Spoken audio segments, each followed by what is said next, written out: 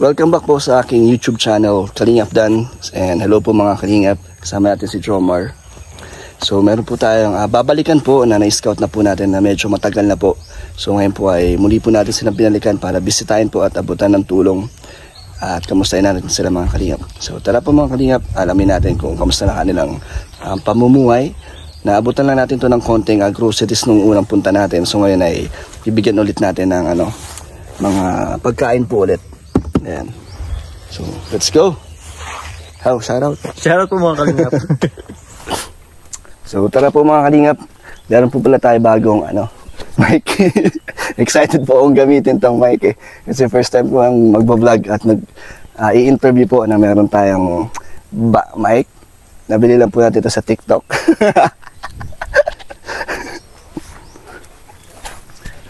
So, ito po sila nanay at si tatay. Hello po. Tay, ako po ay nagbabalik. Parang kailan pa po ulit punta ko dito? Tagal na po, no? July pa po ba yun? Ilang buwan na po pala. So, kamusta po kayo? Sino po itong anak niyo, Nay? Ay, ito na yun. Gamitin niyo po ito. Hawakan niyo po. Sino po yung anak niyo, Nay? Dayan. Siya po yung galing Maynila. Hindi mo siya nakapagtrabaho, doon lang sa kapatid niya nagpunta yan. Si Dayan. So, kumustahin mo natin isa-isa sila. Si tatay. Tay, kamusta po kayo? Ay, dati rin. Ano pong pinagkakaabala nyo ngayon dito ulit? Uling-uling tapos na-rex ng trabaho, magapas. Nag-uuling po kayo, tay? Ay, tapos na, kuwan. Nalalim ang ilog. Natawid kami ay. Araw-araw po ang pag-uuling nyo. Ay, di. Kuwan lang. Gano'n po ba kadalas yan? Isang linggo, mga isang beses. Tapos, nabibenta nyo po agad ang nauuling nyo? Kinukuha doon sa kabila. Ilang sako po ang nabibenta nyo? Minsan, mga 5, 6. 5 po. So, magkano po inabot nun, tay? Ay, kuwan lang. 200 lang ano siya. Sa 5 sako po o isang sako? Isang sako. Pero sa isang linggo po, isang beses lang. Oo. So, sa isang linggo po, so mas kumikita naman po kayo na mahigit 1,000 din. Oo, 1,000. Doon po. Yun po yung pinagkukunan nyo ng panggastos nyo. Panggastos sa kabaho ng eskwela. Tapos, maintenance dito sa bahay. kasya naman, tay? Ay, medyo ko yan. Kulang nga ni. Kulang po. Kaya yung binata ko ay extra ko. Ay nag-aaral pa lang 200 ang araw. Kadait. So ngayon po nag-extra yung panganay nyo po? Ay, yung kuhan. Sinundan ito. Ay, sinundan niya. Ano po pinapasukan niya doon? Ay, yung gagawa ba ganing mga yung kamang ata, yung pinapakuan daw ay. Extra po siya doon. Nag-aaral din po siya, di ba? Ay, di. Ay, hindi na po. Ilan na lang po nag-aaral sa anak nyo? Yun na lang bunso ko. Si Nika po. Grade 11. Ikaw, Diana. Dayan. So, ilan taon ka na, Diane? 19 pa. 19? Anong grade mo na? College po sana. Ngayong pasukan? Or nag-college ka na? Tumigil na po. Magka-college pa lang. So, hindi ka nagtuloy. Bakit naman? Magtatrabaho po sana. Saan ka dapat? Sa Manila? Oo. Ano bang work dapat papasukan mo doon? Kahit ano ho, na available. Kaso, bumagsak po ako sa medical eh. Anong work dapat yan? Sa facial, sa muka, So, bumagsak ka sa medical. sa medical po. So, yun yung dahilan ng pagbalik mo dito? Opo. Gano'n ka katagal sa Manila? Halos lang 2 months. 2 months ka doon. Paka-graduate ko po kasi, doon na po ako tumuloy. Pagka-graduate mo, mag-work ka na talaga agad. Bakit di ka na magtutuloy sa pagka-college mo? Wala rin pong pera. Walang pangpatuloy sa pag-aaral. Hindi ko rin po kayang pag-aralin yung sarili ko. Kasi nag-working student po ako grade 12. Anong pinasuka mo? Sa store po ng mga frozen foods, ganyan. Dito sa Daet, Na Sipokot Sur. sa Sipokot. Yeah. So, kamusta naman yung pag-working student mo? Okay naman po, nakakatulong sa pag-aaral ko sa kila mama.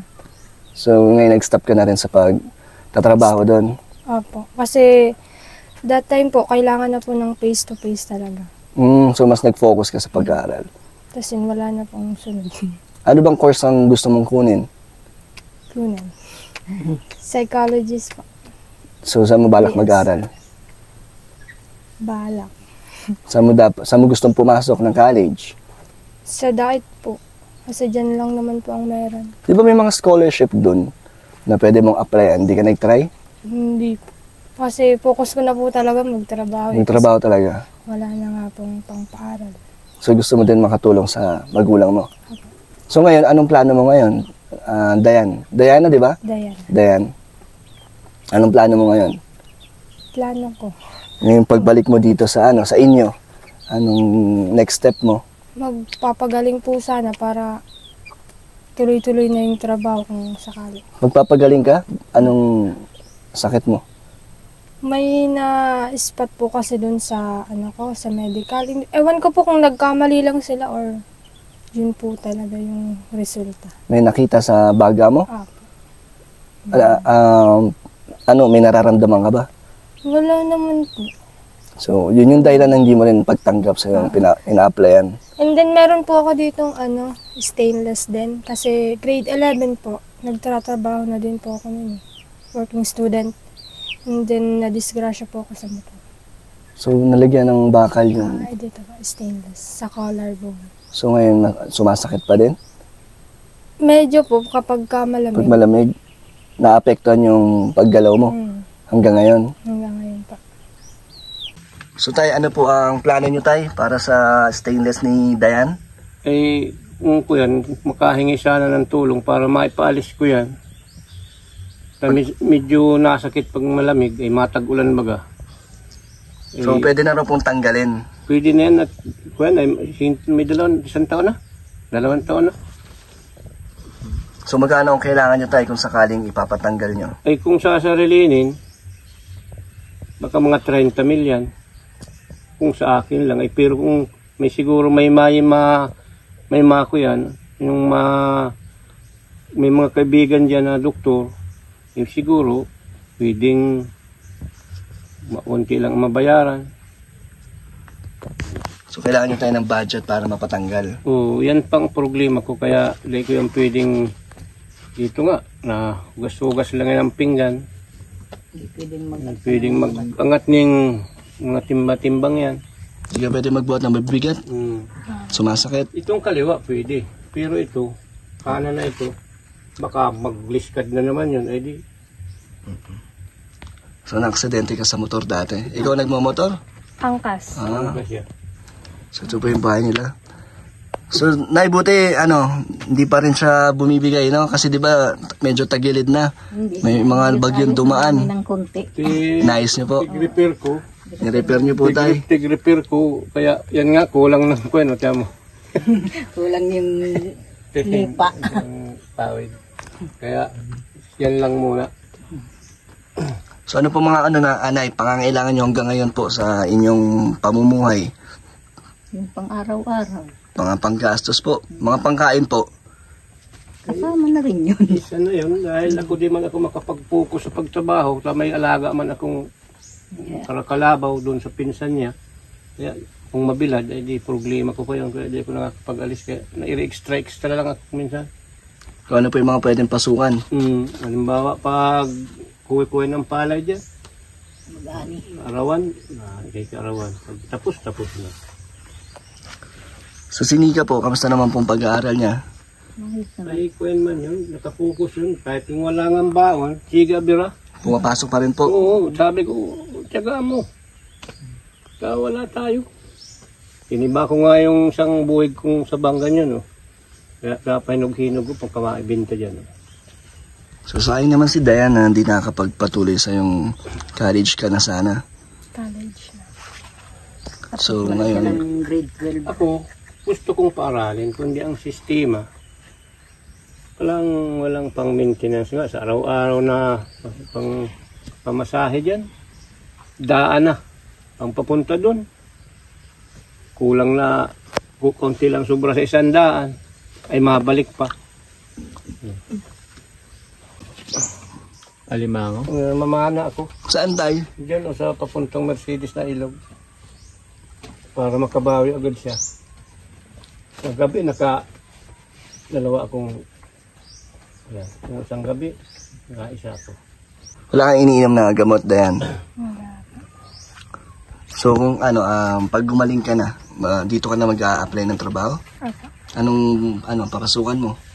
Sa mall po ata, mga sales lady, ganyan. Cashier. Ganyan po. Kasi hindi naman po nakapagtapos. Ganun lang yung ano. Pwede. Pasukan. Ano bang pangarap mo, Dayan?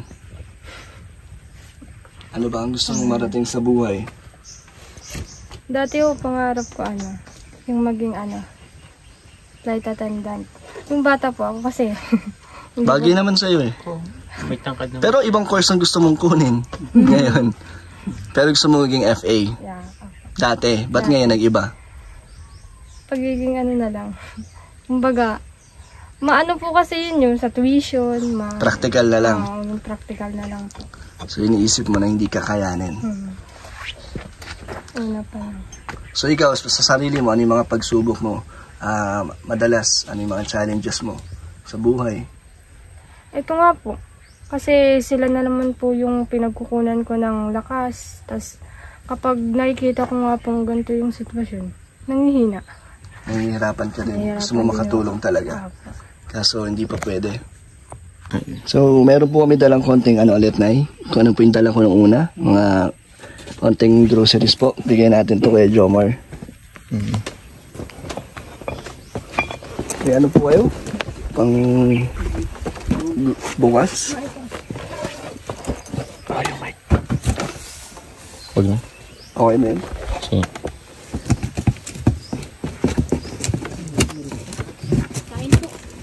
Sige po. Diyan na po pala si Nika. Ang kanilang bunsong anak na nag-aaral. Ito po. Sa pong set yan. May bigas na po dyan. At may itlog. Tapos may mga ano po. Noodles. Eh ito, mga delata po. Makakatulong na po yan sa inyo. Salamat tulong. Kaya kung nakakakuha niyan, kung hindi kayo magdadala dito, hindi ko nagambili niyan. Ano po madalas yung binibili tayo? Ang maintenance nga, nandito sa nag-i-eskwela. Ang bibili ko, hindi walang babaunin. Ano po madalas yung kinakain dito tayo? Yan, nagulay-gulay na lang. Mga tanim po. Minsan nga, namamana ko sa gabi. Yan, nakakain rin. Kasama ng isda. Kalagay pa nga ito. Slide ko. So Dayan, ano ba ang goal mo sa buhay, Dayan? Main goal.